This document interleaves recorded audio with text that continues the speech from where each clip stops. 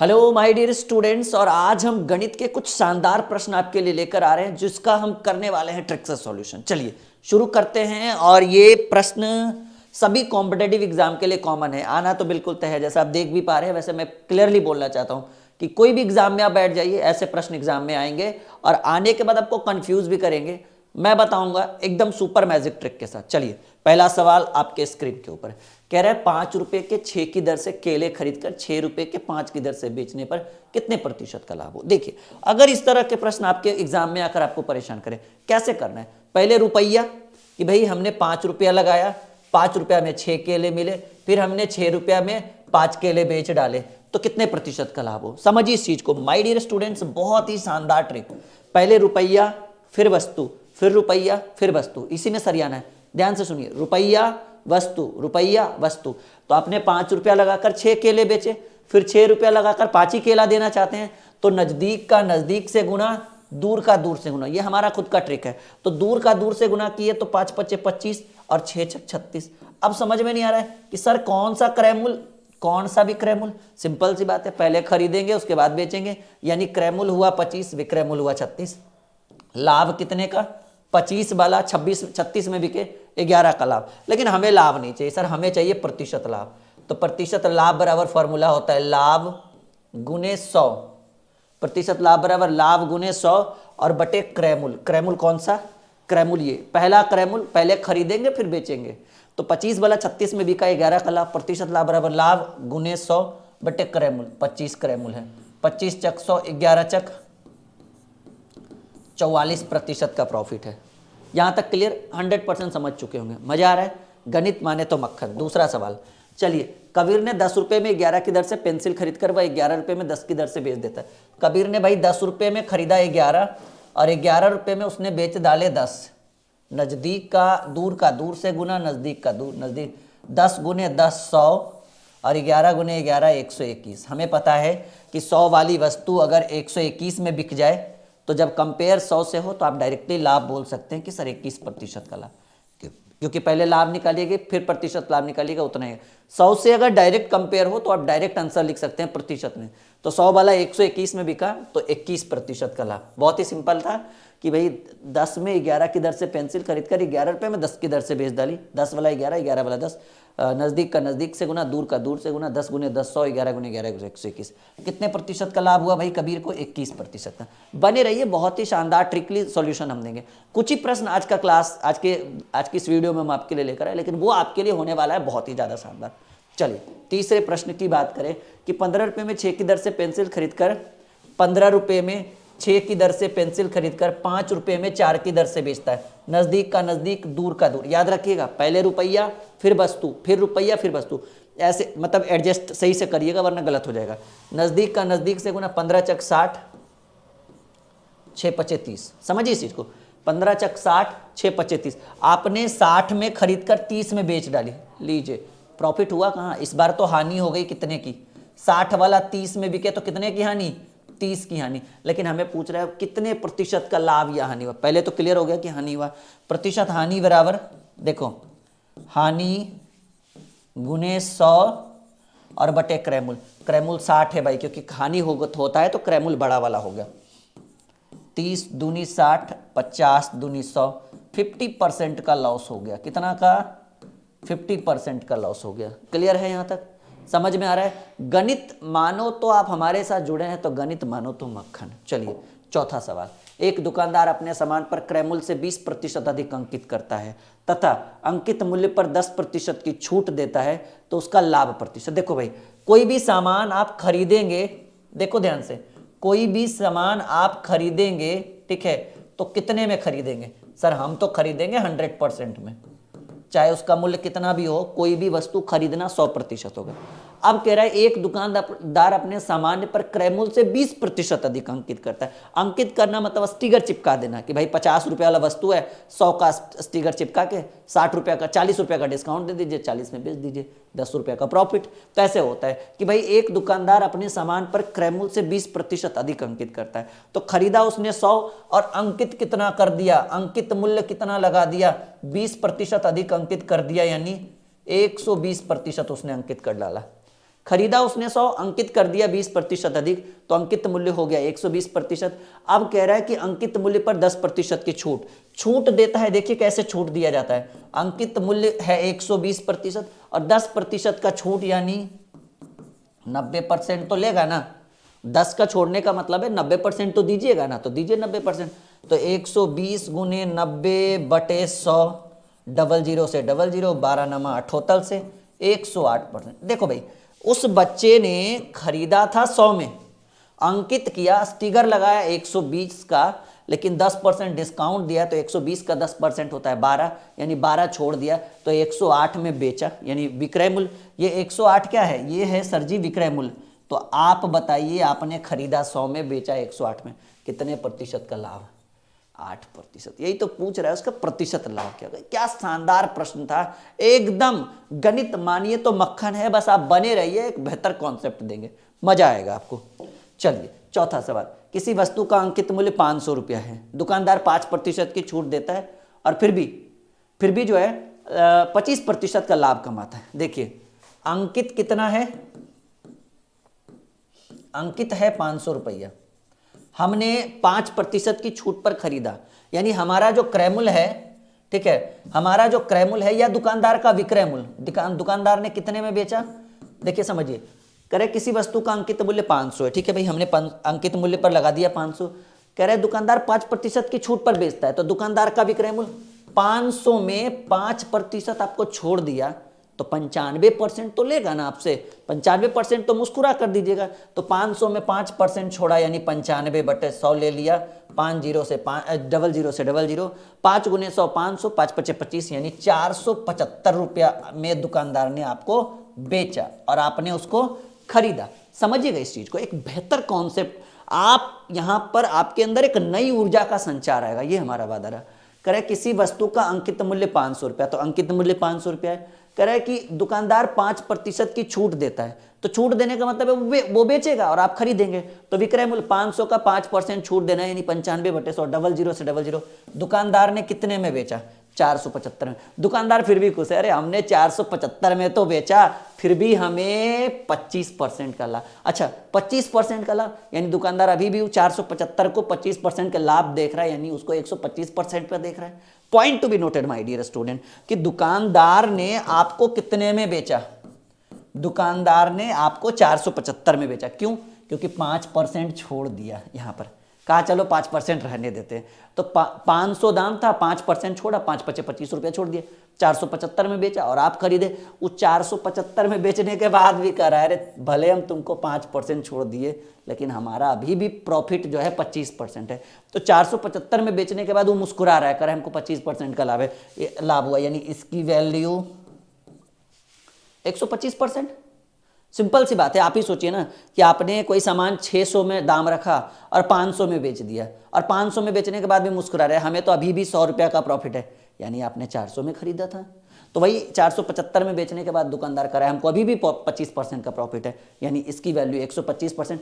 कह रहा है वस्तु का लागत मूल्य, लागत मूल्य याद रखिएगा, ठीक है, लागत मूल्य यानी क्रय मूल्य होता है, और कोई भी वस्तु का क्रय मूल्य जो होता है वो अपने आप में 100% के बराबर होता है। तो हमने लागत मूल्य निकालने के लिए 100% से कर दिया, 25 चक 100, 25 पच्चे 125 और 5 नमा 45, 5 नमा 45 और 5 पचे 25 और 95 दूनी 9 चक 36, 5 चक 20, 380 होगा, क्योंकि 95 दूनी 190 होता है और 190 दूनी 380 रुपया वस्तु का लागत मूल्य। और देख पा रहे हैं जैसा कि हमने डी नंबर ऑप्शन को टिक लगा दिया। आप हमारे एप्लीकेशन को जरूर इंस्टॉल करिएगा, वहाँ पे हम लोग बहुत सारी सुविधाएं बच्चों को देते हैं। लाइव क्लासेस, संकल्प बैच जो बहुत ट्रेंडिंग चल रहा है, हजारों बच्चे उस बैच के अंदर ऑलरेडी जुड़ चुके हैं और ये बहुत सुखद समाचार है भाई ड्रीम क्लासेस के लिए। हमारे चैनल को सब्सक्राइब जरूर करिएगा अगर हम आपको एक बेहतर कॉन्सेप्ट प्रोवाइड कर रहे हैं तो, ठीक है। चलिए अगले प्रश्न की बात करें। एक दुकानदार अंकित मूल्य पर 10% की छूट देता है। मान लीजिए कि अंकित मूल्य जो है, अंकित मूल्य है 100, ठीक है। अच्छा पहले प्रश्न पढ़ ले। एक दुकानदार अंकित मूल्य पर 10% की छूट देता है तो उसे 8% का लाभ कमाने हेतु अंकित मूल्य को क्रय मूल्य से कितना प्रतिशत अधिक रखना होगा। समझिए इस चीज को। वो कह रहा है कि अंकित मूल्य पर वो डिस्काउंट कितना देगा। समझिए इस चीज को, डिस्काउंट क्लियर कर चुका है कि हम जो है डिस्काउंट हिंदी में कहते हैं इसको छूट, ठीक है, छूट। तो वो कह चुका है कि हम कितना परसेंट छूट देंगे, 10%। एक दुकानदार अंकित मूल्य पर 10% की छूट देता है और कहता है कि हम 10% छूट तो देंगे लेकिन हमको 8% का लाभ कमाना है।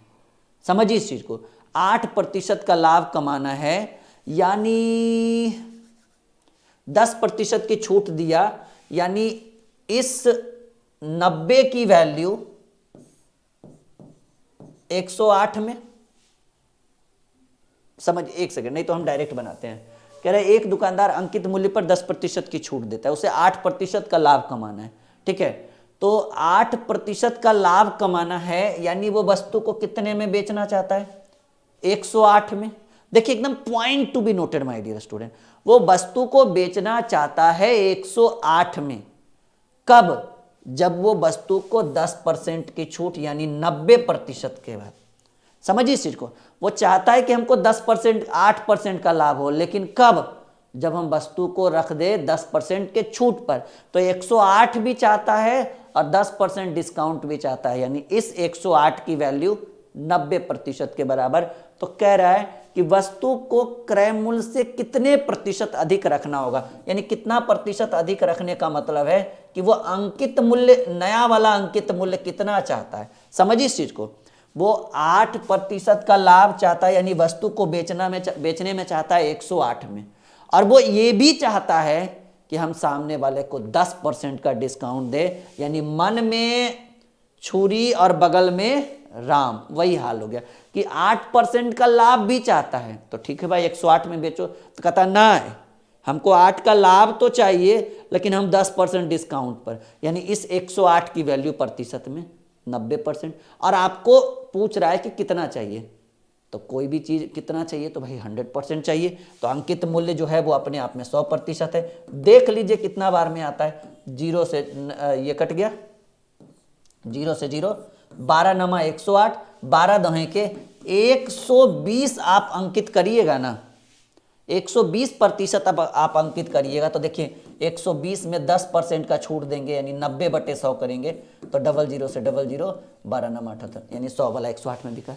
तो अब सवाल है, जो आपसे प्रश्न पूछा गया कि ठीक है हम 120 अंकित करेंगे, चलो मान लिए, तो प्रश्न कह रहा है कि वह क्रय मूल्य से कितने प्रतिशत अधिक अंकित करता है। कोई भी वस्तु अपने आप में क्रय मूल्य में होता है 100%, और ये 120% अधिक अंकित करने का मतलब है कि वो 20% अधिक अंकित करना चाहता है, ठीक है। 120 अंकित करने का मतलब है कि वो 20% अधिक अंकित करना चाहता है, जो आपके ऑप्शन नंबर ए को डिनोट कर रहा है। एक बेहतरीन क्वेश्चन था ये, समझिए इस चीज को। ऐसे प्रश्न बार बार नहीं आते हैं, और आप, हम चाहते हैं कि ऐसे प्रश्नों को आप बहुत ही शानदार तरीके से देखें, ठीक है। ये एक बेहतरीन प्रश्न है, बहुत शानदार प्रश्न, ठीक है।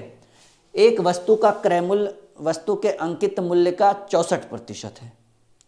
समझिए, एक वस्तु का क्रय मूल्य जो है वस्तु पर अंकित मूल्य का 64% है। यदि अंकित मूल्य पर 12% की छूट दे तो कितने प्रतिशत? एक वस्तु का क्रय मूल्य, अच्छा, वस्तु के अंकित मूल्य का 64% है। तो आप ऐसा करिए ना कि अंकित मूल्य मान लीजिए 100, अंकित मूल्य मान लीजिए 100, और क्रय मूल्य जो है वो वस्तु का अंकित मूल्य का 64% है, यानी अंकित मूल्य 100 मान लीजिए, तो क्रय मूल्य अपने आप आ जाएगा 64%।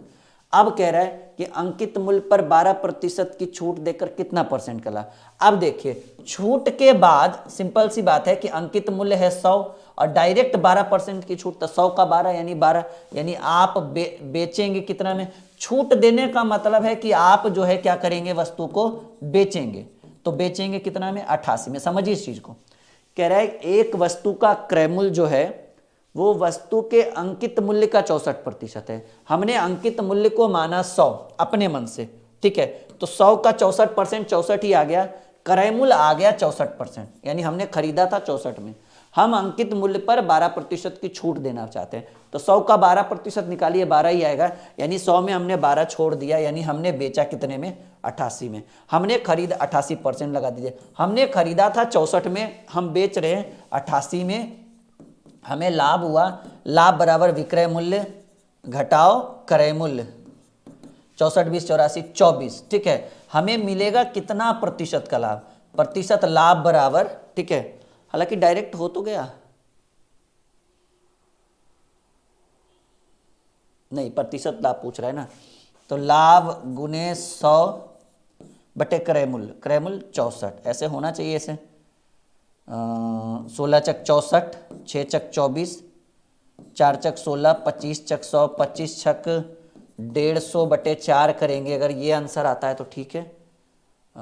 40 40 नहीं, हाँ ठीक, 37.50 सही है जी, बिल्कुल सही उत्तर, ठीक है। 4 तिया 12 और 4 सत्ते 28, 4 पच्चे 20 28, एक सेकंड फिर से करते हैं, 4 तिया 12 3 0, 4 सत्ते 28, 37.50, हाँ ठीक तो है, बिल्कुल सही उत्तर। अगर कोई बच्चा 24 मार रहा है वो बिल्कुल गलत उत्तर कर रहा है, बिल्कुल सही 37.50%, this is the right answer of this question. एक बेहतरीन कॉन्सेप्ट हम इस क्लास में आपको दे रहे हैं और आपको बहुत मजा भी आ रहा होगा। छोटे छोटे प्रश्न, नन्हे नन्हे से प्रश्न है ये, और ऐसे इंटरेस्टिंग प्रश्न बड़ा शानदार होता है जी। चलिए, यदि कमीज का अंकित मूल्य 600 रुपया, 2 क्रमागत बट्टे देने के बाद इसका मूल्य 432 रुपया हो जाता है। दूसरा बट्टा 10% है तो पहला बट्टा मतलब डिस्काउंट, डिस्काउंट मतलब छूट। देखिए ये जो 10% का बट्टा देने का मतलब है कि आप लीजिएगा कितना, 90। अच्छा, अगर कोई बोल रहा है कि हम सर 20% का डिस्काउंट देंगे, कोई बोल रहा है सर हम 10% का डिस्काउंट, 20% का डिस्काउंट देने का मतलब है कि 100 में 20 घटा दीजिए 80, 10% का डिस्काउंट देने का मतलब है कि 100 में 10 घटा दीजिए 90। अगर कोई कह रहा है कि सर हम X% का डिस्काउंट देंगे तो 100 में X घटाइएगा ना, सिंपल सी बात है। तो इसी टॉपिक को हम लेकर चलते हैं कि भाई वस्तु का मूल्य है 600, हमें दूसरा बट्टा दिया हुआ है 10%, पहले दूसरे को ही लिख दीजिए 90 बटे 100 गुने, ये 90 कहाँ से आया सर, 90 आया 10% का डिस्काउंट था, 100 में 90 घटा दिए। अगर हम बोले कि दूसरा पहला बट्टा X है तो क्या हम 100 माइनस X बटे 100 बराबर 432 लिख सकते हैं, क्योंकि दोनों बट्टा देने के बाद हमें वस्तु को बेचना पड़ा 432 रुपये, या हमने खरीदा, ठीक है, मतलब उसने बेचा हमने खरीदा।